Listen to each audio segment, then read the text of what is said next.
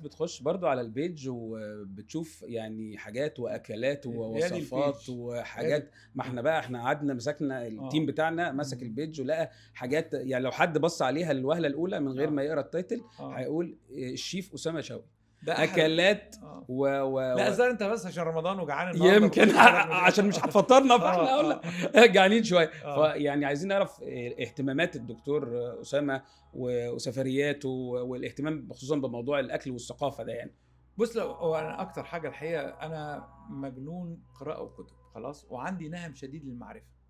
كلمه معرفه لا تعني فرع معين من فروع الحياه. طبعا المعرفه الاولى هي التاريخ والحضاره والفلسفه.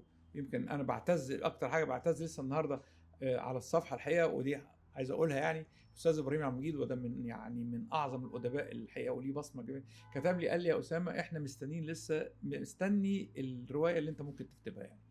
فطبعا انا عندي حب الكتابه وحب حلو القرايه جدا. يعني ونهم المعرفه ده امتد بقى، احب اعرف عن عادات وتقاليد الشعوب. الاكل ده حاجه من الحاجات اللي هي تعكس ثقافه الشعوب. عايز اعرف الناس بتطبخ ازاي وايه الاكلات. لما جيت عندكم دمنهور مثلا هنا وعرفت في حاجه اسمها الحباش، ايوه رحت كاتب عنها، لقيت كتير جدا المصريين ما يعرفوهاش. يعني انا بنبسط لما حد يقول لي الله احنا عرفتنا حاجه جديده.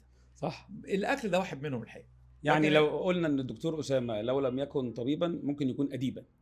انا كان حلم حياتي طبعا ان انا اكون، لا انا كان حلم حياتي كتير. انا كنت عايز اكون طيار، عايز اكون مؤلف اغاني، عايز اكون مصمم ازياء، عايز اكون مدرس اطفال حضانه، واخد بالك. لكن طبعا مفيش وقت نتكلم كتير. انا اشتغلت دكتور وتخصص نساء واولاد عشان حاجه واحده بس، عشان خاطر امي فقط.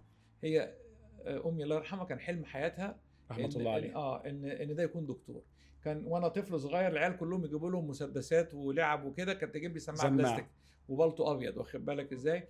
فانا الحقيقه كبرت في محيط كله مرأة، يعني امي واختين بنتين، فحسيت ان انا محاط بعالم كله من النساء، فعشان كده اخترت اكون عشان اسعدها واكون هي حقق لها اللي هي عايزاه يعني. توفيق يا دكتور ان شاء الله.